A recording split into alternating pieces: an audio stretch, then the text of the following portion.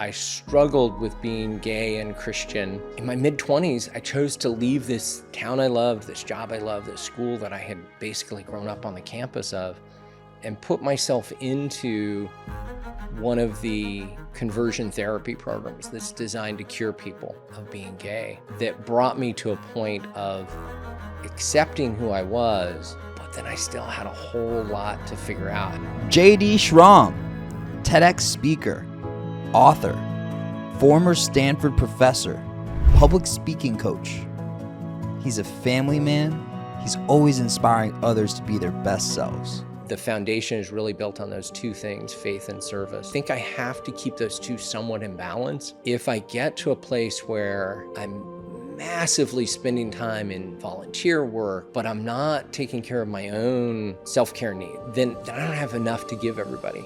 He's gone through some of the biggest challenges in life. And on the night of June 11th, 2003, I took myself to the edge of the Manhattan Bridge and I leapt. And has come out the other side stronger than ever. Somewhere underwater, I heard a voice that said, it doesn't have to end this way. So my mind instantly goes back to, must be 6-7 years ago. I came to Stanford and you were a professor there and you hosted this public speaking course, a weekend course. And I came, and just the energy that you brought to the table every day, you and your husband, Ken, was amazing, infectious. Like there must have been 30, 40, 50 of us there. And you created this tight, cohesive group between a bunch of people that never knew each other before.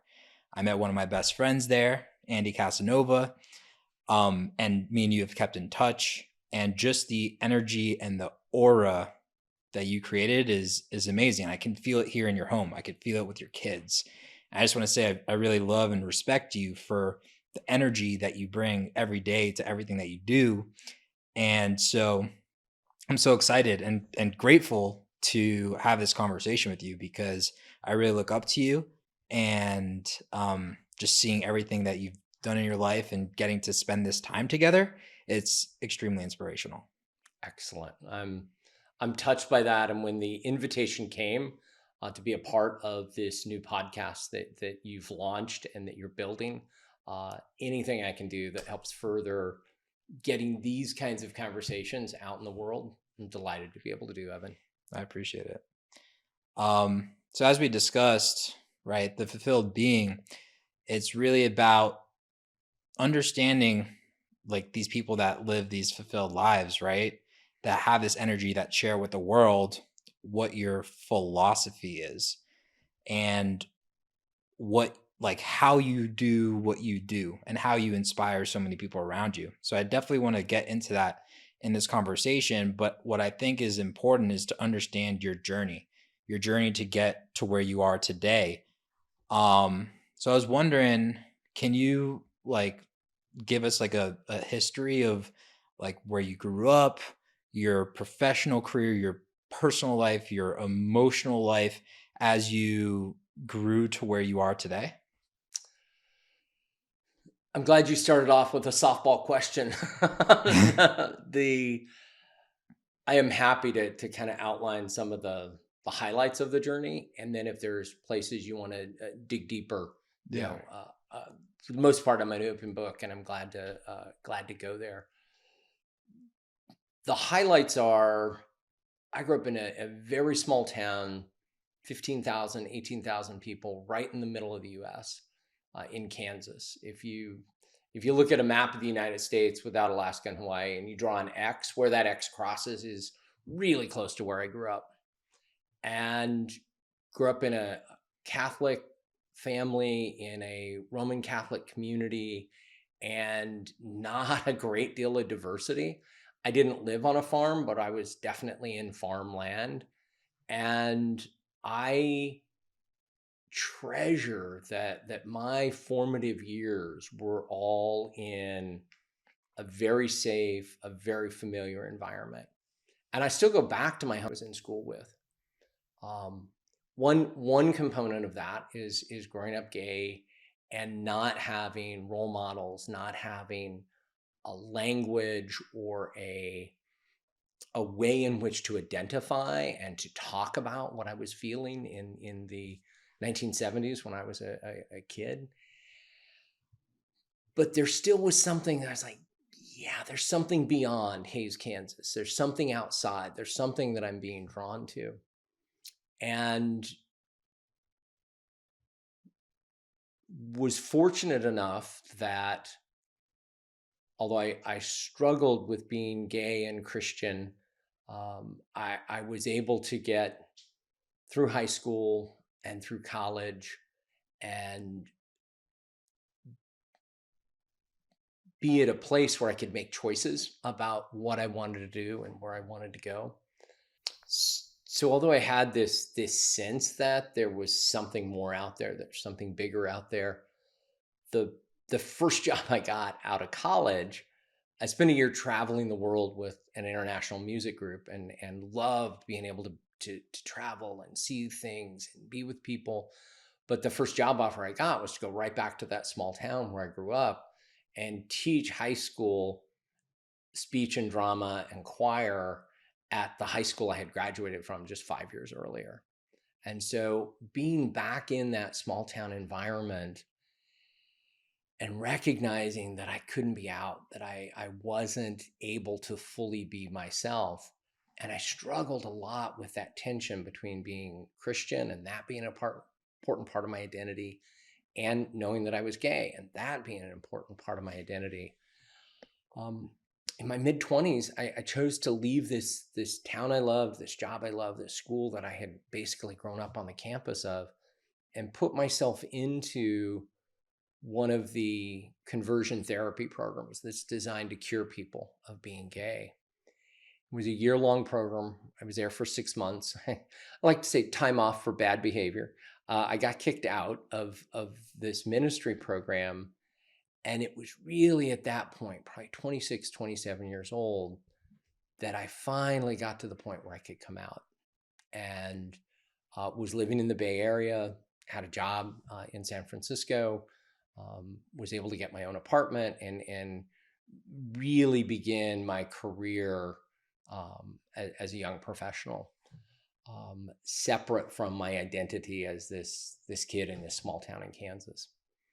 So I think that those are the highlights probably of the early years, that brought me to a point of accepting who I was, but then I still had a whole lot to figure out how to navigate my adult life at that point.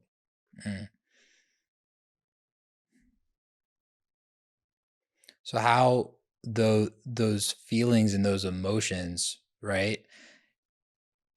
Like growing up, knowing that you were different from everyone else in a Christian environment, it sounds like you very much identified as a Christian too. You like loved that part of yourself and that culture, but there was some friction. Like, how was that emotionally for you growing up?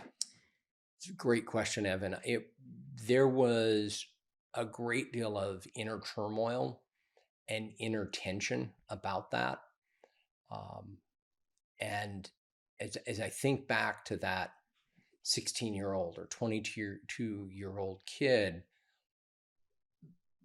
really wanting both of these things in my life, I aspired to be a priest. I aspired to be a servant leader and to give back to my community. And I felt like I had this evil piece inside of me that I was never going to be able to fully be myself. And I had to make a choice. That's what I thought, between my spiritual identity and my sexual identity. And it was hard. It was hellish. And there were times in junior high as well as in high school that the inner turmoil that I didn't feel I could share with anybody else was so strong that I was at the edge of nearly taking my life. And a lot of young people, even today, with all of the gay straight alliances and all of the media attention and legalized gay marriage and gays in the military, even with all of the advances that we've been made, there still are young people that are so conflicted as I was that I don't know the stats right now, but suicide is like the third leading cause of death among gay teens. And like 3 times more common for gay teens to do that than straight teens because of those messages that are internalized and fuel a self-hatred that is difficult for anybody to deal with, especially somebody who's just 15, 20 years old. Mm. So it was hard.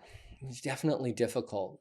And when I ultimately came out 27 years old, living in the Bay Area, and could tell my family, you know what, I have done more than anybody I know to try to change this about myself. This is who I am, and this is how I'm going to live my life. My siblings and my parents came around to that and began to acknowledge and respect that that's who I was. But the unexpected piece was that living in cities like San Francisco and later Boston and later New York, I was also able to find a Christian community that was gay friendly. In all 3 of the cities that I've lived, there are Roman Catholic parishes that are gay affirming, gay welcoming, and I began to realize there was a whole bunch of people like me that also had a spiritual identity, and that there was a way to reconcile the two. There was a way for me to become and I'll use your tagline or your title, to start leading a fulfilled life that allowed me to integrate the different parts of myself Wow. rather than fighting one part against another. Wow. So when you started moving, when you were living in the Bay Area and you were able to come out, was there a sense of power and of joy, and like how was that transition, or was there still an element of like shame and guilt? Like how was that progression emotionally for you? Yeah, the and I can almost measure it in decades, but in my late 20s, when I did finally come out, I was like a little kid in a candy shop. I was making up for lost time. I had an apartment in the Castro. I, was out of the bars regularly. I began to drink more heavily. I began to experiment with drugs. And so, on one hand, I was saying, this is who I am, but I was also still stuffing a whole lot of emotions and not dealing with them authentically. And from my late 20s to my late 30s, went through a real period of overindulgence, and led to, in my case, addiction to drugs and alcohol. And that, we'll say, 10-year period came to a head in June of 2003. And I had been trying so hard. I think at that point, I'd probably been trying to kick drugs and alcohol for 25 years. And I kept failing. I'd get 3 months, 6 months. I don't think I ever hit a year of sobriety. And I was like, I am one of those people who's just not going to get it. And I again found myself deep in depression, fueled by self-hatred and disappointment at the failures that I had experienced, and made a decision to take my life, take my own life. And on the night of June 11th, 2003, I took myself to the edge of the Manhattan Bridge and I leapt. Somewhere in midair, I lost consciousness. I hit the water, and experts have told me later that when you hit water from that much of a height, from that great of a height, it's like hitting concrete. It's not like diving into a swimming pool. I broke all of my ribs. I broke my left arm. I had punctured my lung. I did very serious physical damage to my body. But somewhere underwater, I heard a voice that said, it doesn't have to end this way.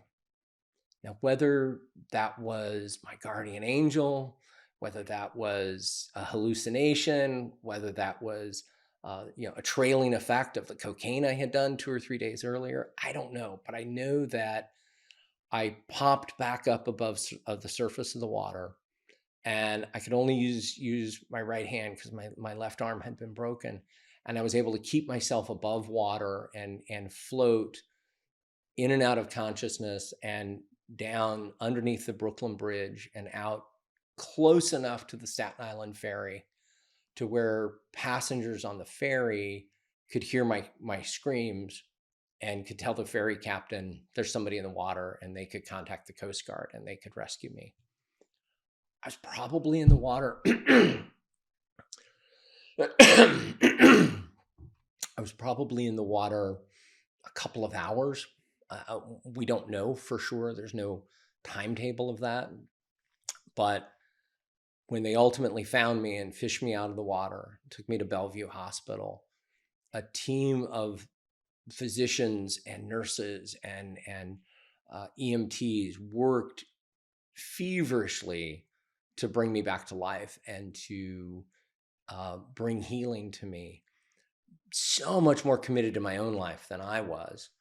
And that night was the pivot that started my recovery, and spent 3.5 weeks in Bellevue, went from there to 28 days in rehab for drug and alcohol addiction, and then was able to start nearly at the age of 40, rebuilding my life with an authentic foundation rather than building a house on sand, which is what I had been doing in my 20s and 30s.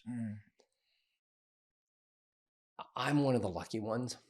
I miraculously survived, and I feel it's been over 20 years since that night in the East River. I feel every day that I'm here, it's a chance for me to give back. It's a bonus round that whatever I can do with the second life that I've been given to help and benefit others, I want to try to be able to do. Wow. And it's guided a ton of my choices in the 20 years since that attempt. Do you feel like you're almost like a completely different person after that day? Is it because you said before it was a foundation built of sand, and then after it sounds like you really built a strong foundation for yourself. Like, what is that foundation that you created? It does feel like I'm looking at someone else's life, even as I was describing the attempt. And I'm usually not as graphic as I was in this interview, but I felt like it was important for you and your viewers to kind of understand where I was and where I'm at now. But even as I was describing it, it was like I was telling you about a movie I watched last night. I know it was my experience, but it does seem really foreign to who I am today and how I lead my life today. You asked the question, what is the foundation that I stand on? And I think it's really built on two pillars. One pillar being faith, and my faith has evolved over the years, but it still is a remnant or a reinterpretation of the faith that I was raised with as a Christian, as a Roman Catholic. And so I think one of the pillars of my life is faith. And then the other pillar is service. It's not enough for me just to have a belief in a higher power or a God or a universe, but then what do I do with that? And how do I give back to other people? How do I let that inform my teaching and my volunteer work, my parenting, my being a husband to my spouse? And so I think it's probably the foundation is really built on those two things, faith and service.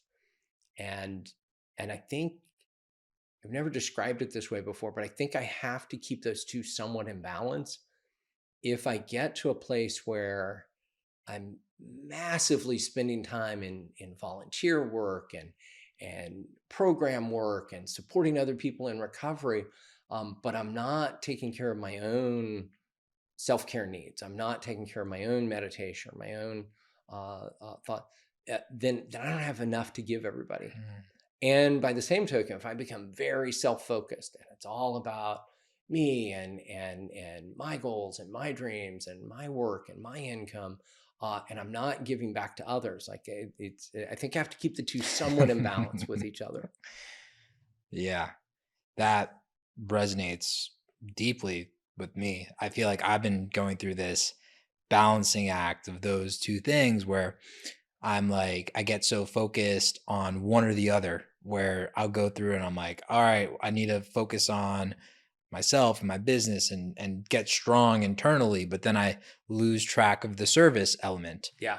And then I feel really empty. And then I mean, I just done it recently. Like I swung the other way. I'm like, I gotta serve, and so like I started this podcast, but I stopped remembering about like providing for myself and my family and like those goals that I have.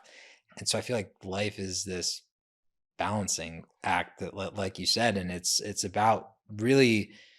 I mean, I guess myself, I could be a bit obsessive at times, and that can not be the greatest thing because it's just like, yes, this is the answer. This is the answer. And I think there's some value in that Yeah. balance.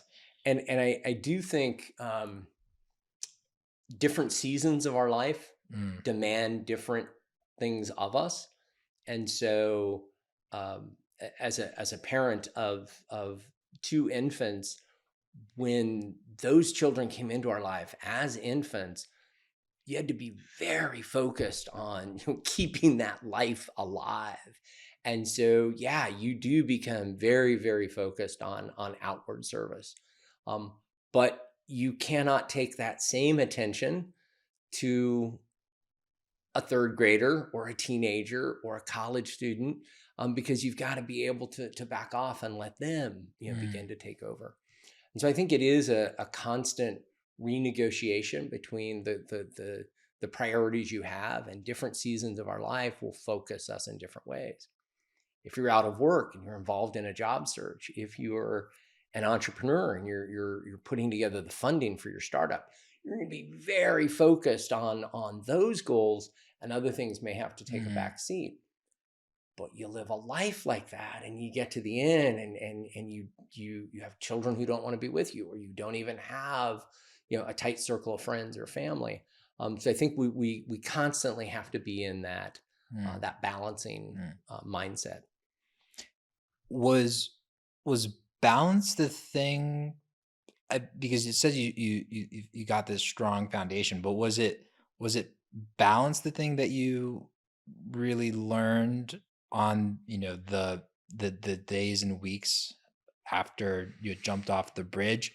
Like, were you out of balance in terms of inner and service, or was it like an emotional change? Like, 'cause it seems like there was a huge shift. Was it like shedding emotions? Like, I think in those earliest months, say that first year to maybe 3 years of recovery, I don't think balance captures it. I think it really was rewiring or reestablishing who I was as an individual, and where I fit into the world newly sober. I think that the choices I had made in my 20s and 30s that no longer served me, those had to be shed. I had to let go of and be able to begin again, but begin again different and with greater integrity and greater insight into what mattered and what didn't matter. For example, in that first year of sobriety, I can vividly remember I moved back to New York. I was living in New York City, And I, prior to my attempt, I had an awesome apartment in the East Village that I threw parties at, and it had appeared in a design magazine. Like, it was really hip and cool visually, and it was a part of my identity to be a part of that East Village scene. When I moved back to New York after the attempt, I sold the apartment. I lived an hour outside of Manhattan, deep into Brooklyn, in an apartment that I shared with another person who was a public school teacher.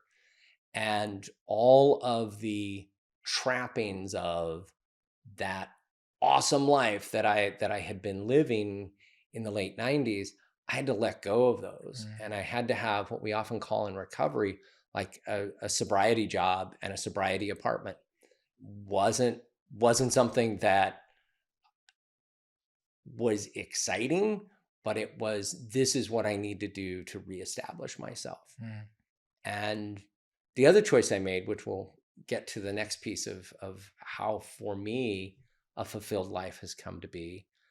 The other choice I made was during the first year, and I actually extended it to the first 3 years of sobriety, I didn't date. And it wasn't that I wanted to, be celibate and live a life all alone, but I knew that often when I got in a relationship, that's when I screwed up, my other commitments in terms of trying to stay clean and sober. And so I didn't date until I had almost 3 years of sobriety, till just over 3 years of sobriety. And that uh, that choice allowed me, when I did start dating, to really be clear about who I was and what my gifts were and what my contributions to the relationship could be. Because I was in a much better place to be able to be a boyfriend and ultimately to be a husband. Wow. Taking that time to yourself and giving up a lot of these things that we're so attached to. Sounds like it was a powerful thing. And I think it's something that so many of us in my generation or younger generation struggle with nowadays, is these attachments to the outer perception. Was it like was there some element, was it like an element of outer perception? Like you're saying, it's like the cool thing, you have the cool apartment and you have, you're dating different guys and it's exciting. And was there value in you said like moving away from the excitement? Do you find joy and love in the, I don't want to call it mundaneness, but just the Yeah, piece of the simplicity, the maybe, is a simplicity? better word of it. I think the analogy is from landscaping and gardening, the whole concept of pruning so that something can grow. I really needed to prune the dead leaves and the branches and the stuff out of my life, and have a very simple, non-exciting, non-glamorous life for several years, so that I was ready to grow more authentically into the partner that I could become. And so yeah, there's stuff I let go of, and there's stuff that was captivating about that life. But what I got in return ultimately was something that was much more sustainable and fulfilling and authentic than what I had experienced beforehand. Wow. And so what was that pruning and shedding like? Were there techniques and processes? Like if someone is out there struggling right now and they're like, hey, like maybe on the brink of committing suicide or doing an attempt, and they're like, hey, I want to go and like I choose to change my life. What techniques did you utilize there that someone could actually go and utilize in their today, right? Excellent question. And as I answer it, I want to emphasize this is one man's experience, Mm, and I am not an expert. mm, I am not trained in psychology or psychiatry or recovery skills. But so this is definitely a layman's answer, a layperson's answer to your question. But for me, what I did is I literally put together a dream team of experts in my life who could help me rebuild my life. And they didn't know each other, but they were really working in concert with each other. I had a physician who was helping me with the physical healing that needed to happen. I had a psychiatrist that in the first year I was on psychiatric antidepressants, and I wanted to ultimately trickle off those, but while you have a broken bone, you put it in a cast, and I needed to have that cast around me. My CPA was fabulous in helping me get my finances back in order. Wow. My older sister stepped in and she took over paying bills for me for almost a year to help me get the fiscal responsibility back in my life. I had a sponsor in recovery, and I had a spiritual director who was a pastor in my church. And so I put together the people I needed to give me what I felt like would help me get to the next level. And as things were accomplished, like I didn't have to keep worrying about the credit and the bills because I got that in shape. I tapered off and didn't need to go back onto the antidepressants. The physical needs were handled, and so it wasn't necessary that I see my physician as regularly. But in those early years, I needed to have a group of people that I trusted and that I let make or guide some decisions. There's an interesting definition of a term, the term of surrender, which a lot of people see as throwing in the towel, waving the white flag, giving up. That's not what surrender is at all. From a military sense, surrender is going over to the winning side. Or I had somebody in a meeting one time say, it's not just going over to the side that's winning, it's putting yourself in the care of those who are winning. I had to surrender. I had to, as a, late 30, early 40s guy, I had to have somebody else manage my checkbook for a while for me. I had to have a roommate that I paid my rent in cash so that I wouldn't bounce a check. I needed to have a sponsor that I checked in with it on a daily basis. And if I went 24 hours without being in touch, they were in touch with me. Like, are you okay? What's going on? And so that process of surrender really enabled me to then have a life that I built where many of those things came back to me in some ways tenfold or 20-fold. But I had to first go through that process of surrender to step into the life that was available to me that I had no way of seeing that night on the railing of the Manhattan Bridge. Wow. It reminds me of agriculture and letting a field lay fallow. And I feel like myself, I get caught in this trap, and maybe society with just the information and the pace is like, we're always thinking we gotta grow, we gotta keep, up this image, this, I got this and now I gotta get something better. I gotta get a, bigger crop, but we have to let that field lay fallow. And it sounds like you let that happen to regenerate the soil, regenerate everything inside. And your way to do that was to surround yourself by a great team, to give yourself that time to be there and to just be, right? Absolutely. And to the question of what should somebody else do that's watching this podcast or hearing this podcast or watching this video, I would say find that one person or that small group of people that you can just be transparent with and say, this is all the stuff that's going on right now. This is what I'm not happy about. Help me make some choices here. Wow. And everybody's journey is different, but all of us can benefit from that vulnerable, transparent, this isn't working what I'm doing. I need to do something different. and then to get the support and the expertise to allow you to do that. Whether or not you're struggling with addiction or depression, I think everybody can benefit from that recentering and recalibrating to the life that you want to have.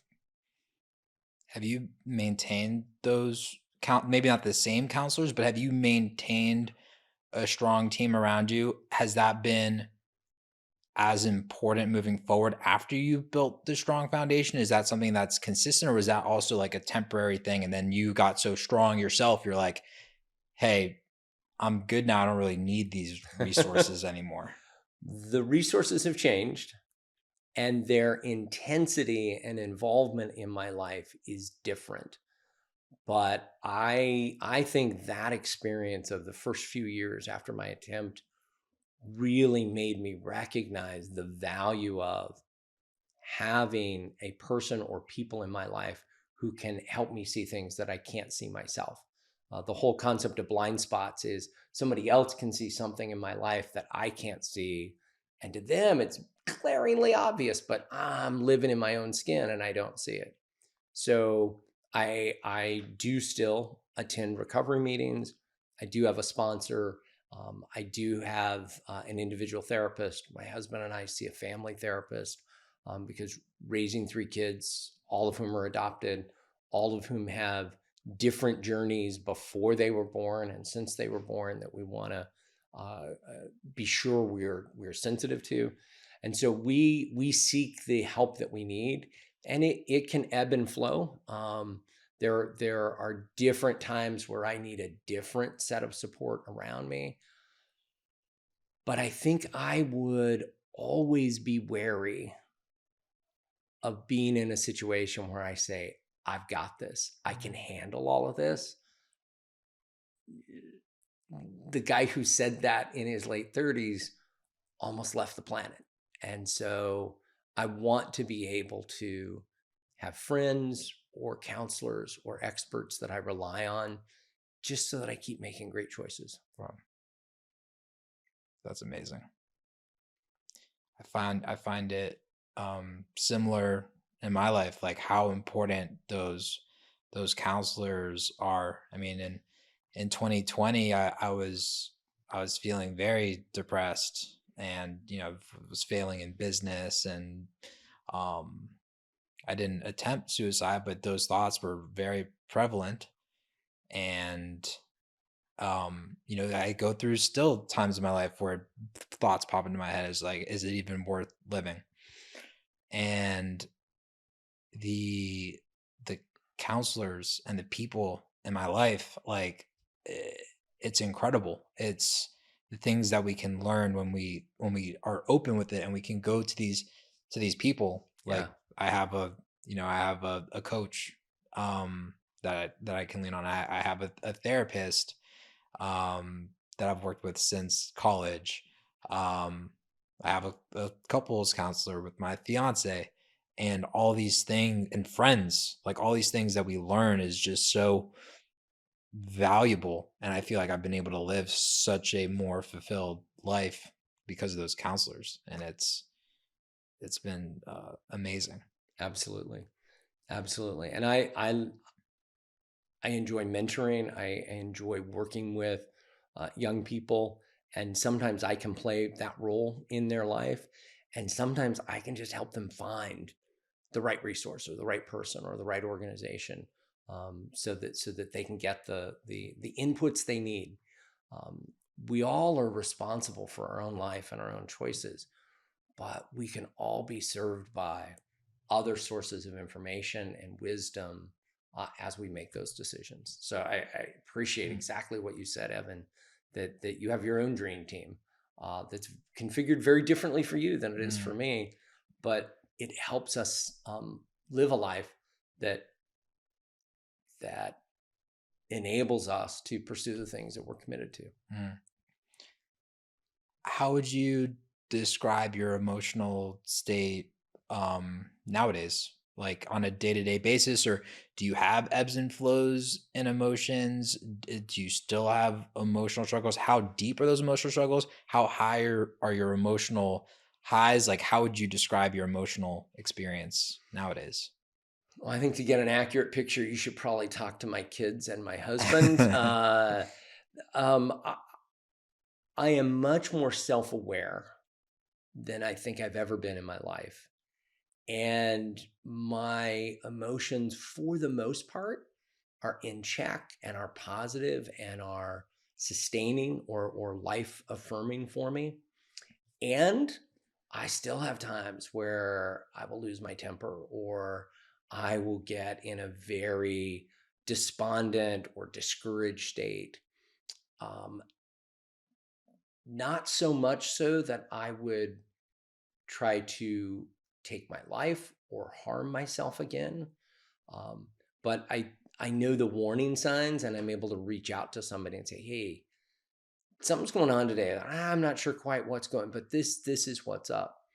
And so I think I have greater awareness that things things don't go as deep or as low as they did, and and that and I also recognize like when there's patterns of behavior that are toxic or dysfunctional, I can recognize, oh, wait a minute, why am I spending this way? Like what's going on that I am trying to handle with food right now? Like Mm, what there is there's something that's up here, and then to find somebody that I can discuss that with and not hold on to it in my own mind. And that I think is part of the keys to being successful and fulfilled. mm. Is there, has it been a collect, like, so it sounds like, if you find yourself in any sort of struggle or emotional challenge, you reach out to someone. Is it just this year being able to talk to someone, or is there like a different advice that each person gives you, and then you just take that advice to heart and you practice what that is, or are there specific practices that certain advisors have given you that have been um, very, very helpful? Yeah, I think it's important to choose the person that you're going to receive coaching or therapy or advice from, based on the domain that makes sense to be able to go to them for. And so you mentioned you have a business coach, and when I have business issues, I've got a brain trust of two or three other people who are also self-employed like I am now, and that's where I would take those topics. And I go to a feedback group that's other people that are in recovery. And if I bring my work stuff into there, it's like we have very different careers and like it makes no sense in there. But if I'm having a struggle with addictive behavior, even if it's not drugs and alcohol, that's the place for me to take that and say, you know Mm, what? This is kind of weird, but I'm noticing this is going on for me right now. And so I think you need to be discerning about who you let in and who you trust, but also um, be able to bring people in who have a certain level of life experience or professional expertise, that will help you on that particular issue. mm. Something else that you had mentioned is gratitude. Seems like that's been a consistent habit for yourself. What does that look like in your life, and and has that had a profound, consistent effect on your mood?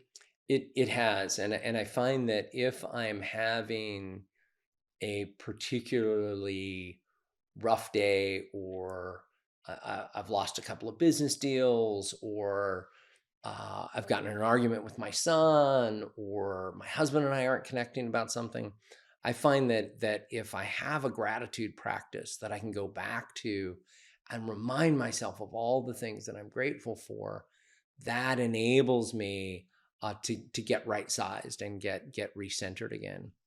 A couple of the tactical things that I do. One, I have a partner, a friend of mine that we've been friends for years, and we also now share recovery. We will each night send one another a gratitude list. Three things I'm grateful for today. It's just a text. It may be a couple of paragraphs. It may be 4 words, but and by committing to doing the gratitude list and then sharing it with somebody lets me end the day with a sense of gratitude. When I have those bad moments or those bad seasons, I can just go back and look at all of the texts with that person and remind myself of what I've said day after day after day that I'm grateful for. Mm. And so that gives me a record, and it's right in my phone. It's right there available to me. The other practice I've taken on, email is the bane of my existence as a business professional. I can never get caught up with it. And I find myself like, I'll wake up in the middle of the night, like, oh, I got to get send that email.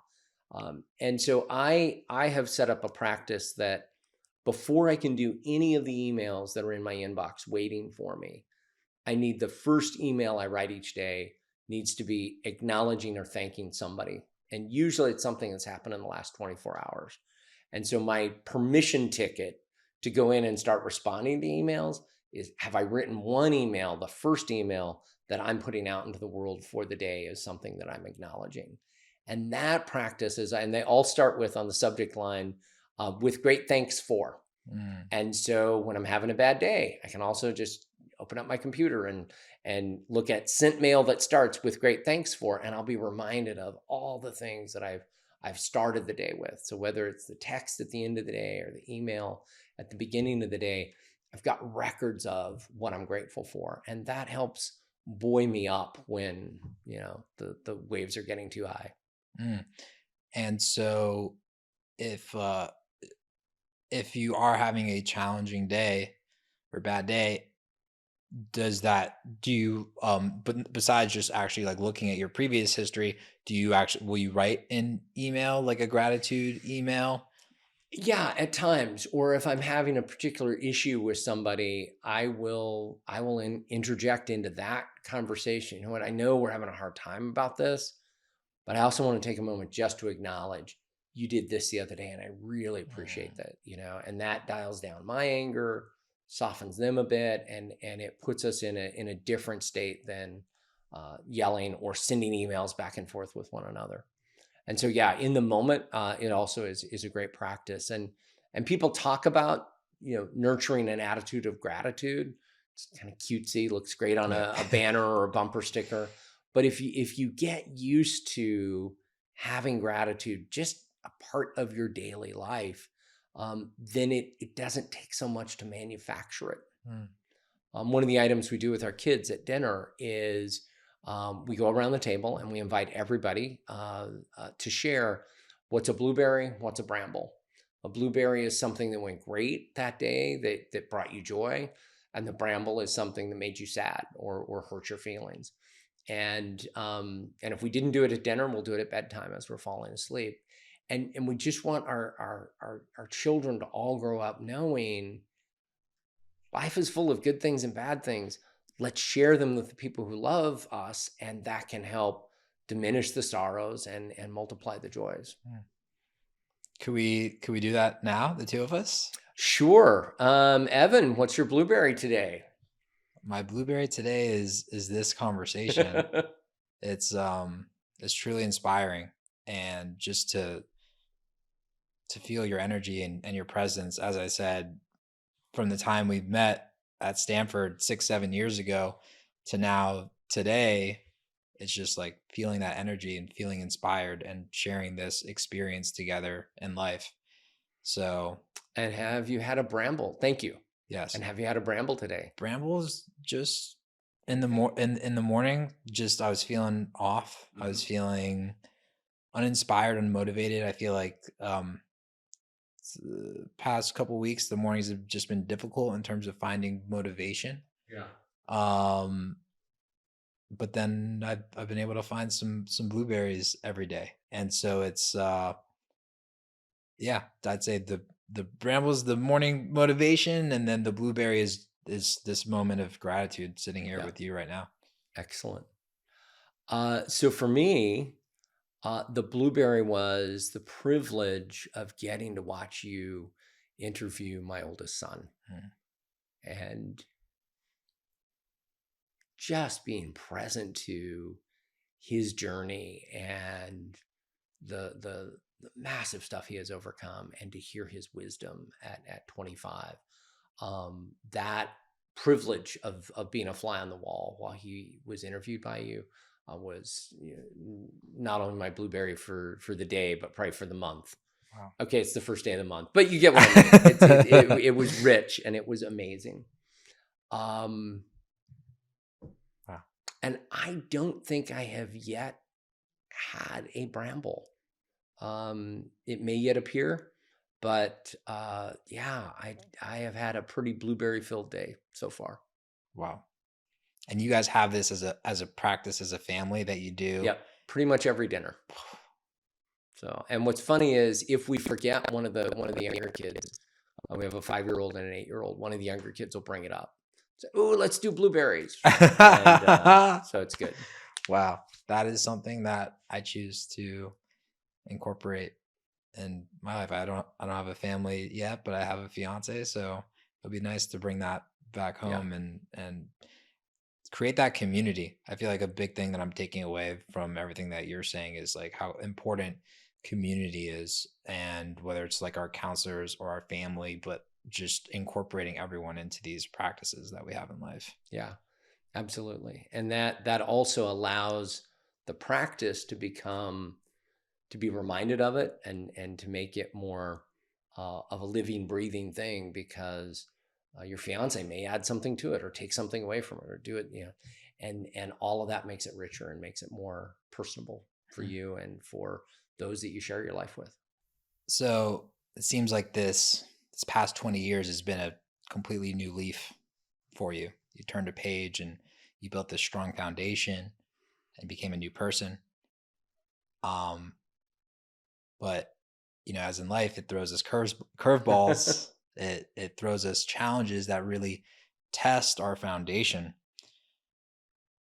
Have you been thrown any curveballs in life recently or the past, 5-10 years? Oh, absolutely. Absolutely. And I think I love the way you put that, because I think the strength of the foundation uh, is helps when more difficult, more challenging times happen. Um, I can think of a handful of smaller moments that were disappointments or setbacks or losses. I've gone through the loss of my father, just lost my husband's mother, um, and all of those I think I've been able to take in stride.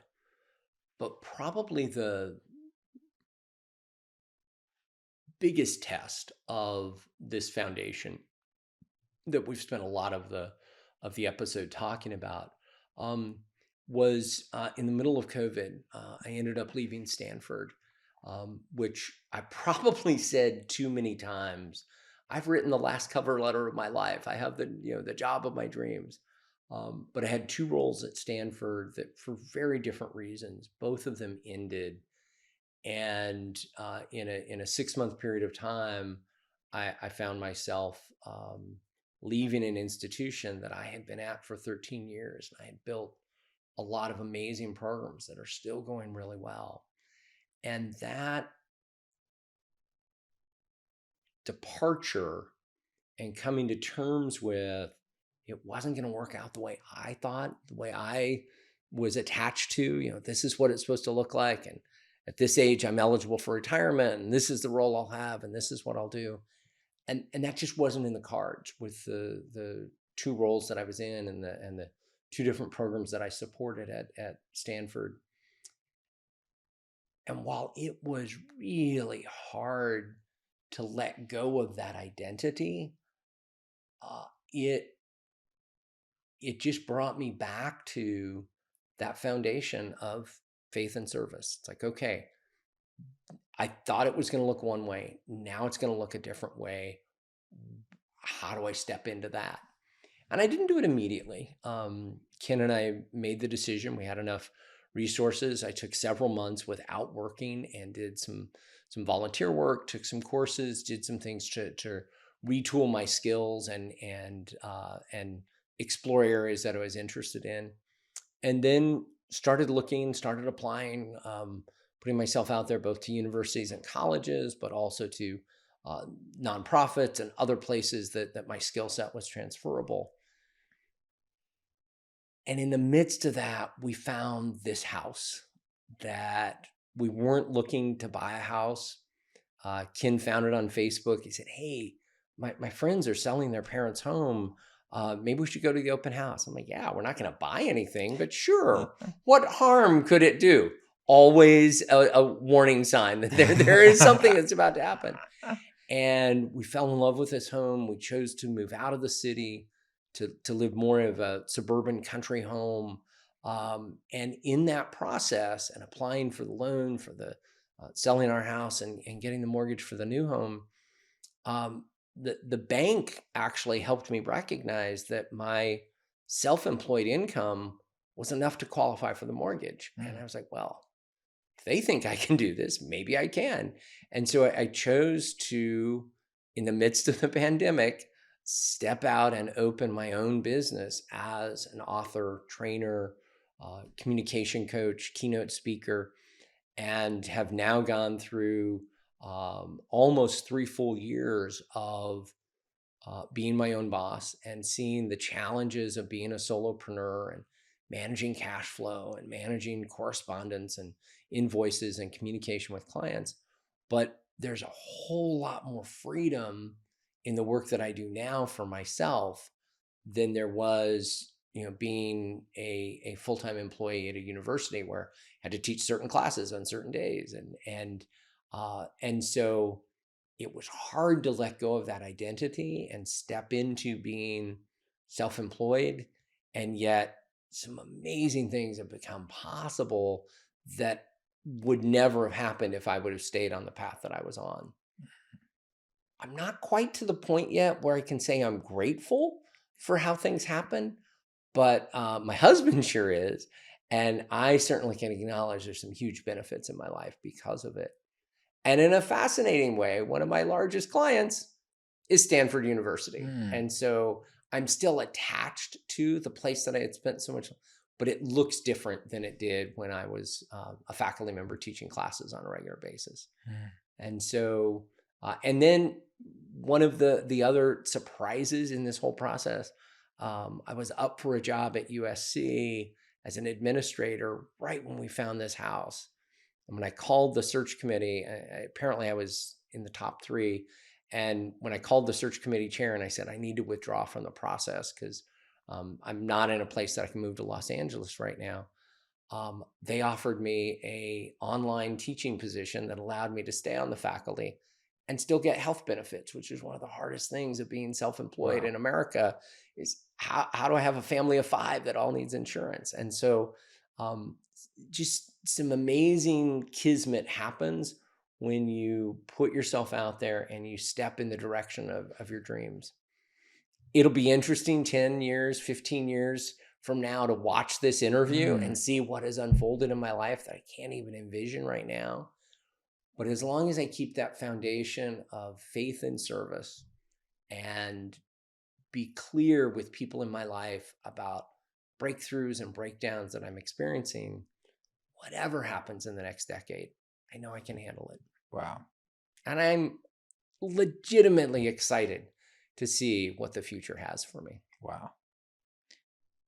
You spoke about that concept of surrender before, and was that a big concept that you had to utilize when when the the jobs at Stanford disappeared, and then it's like almost, was there like a limbo feeling, and it's like, hey, you have to surrender through that to then find these blessings? Absolutely. And I think the concept that my husband, who Ken is a minister now, and that he often teaches is that the source of good in our lives is bigger than any single employer or partner or community or institution. And so I had kind of envisioned that was the source of my income, my identity, and my contribution to the world. And when it vanished, I had to surrender and say, okay, what else is out there? What's next? What am I supposed to be doing? And it's hard. It's uncomfortable. I don't know what it's like for women, but I know for men, many men have shared with me, our identity is so much who you are and who you work for. And so to have that disappear was uncomfortable, But by surrendering to the process and saying, okay, what else is there? I got a pretty cool house and a pretty cool company that I've started in an economy when most people were closing companies rather than opening companies. Is that like a fast process where it's just like boom, No, like see the opportunity, or like did you let it lay fallow for, was it at another fallow experience? Like was it like really a tough emotional time where it's like you needed to recalibrate and let the soil well, I sit for had a second? before I launched my own business, I had had several months of not having to work full time, and we were blessed and not everybody has that cushion. We were blessed to have that cushion with Kin's income and savings that we had and ways that we could manage. Um, but you asked, was it a fast process? No, it's a slow process, and it's a continual process. There are still times that I have to again let go of that. That's not who I am. That's what I created years ago, but that's not where I'm at today. And so I think it's not a fast process, but it's a continual process of surrender and letting go, and seeing what else the universe has for you, and being open to that. Mm. And there are times that I pull back into self will, and then I have to let it go again. But always when I do that, there is something better on the other side than I could have imagined. And so just trust the process and do the surrender. Put yourself in the care of those who are winning and see what's available to you. Mm.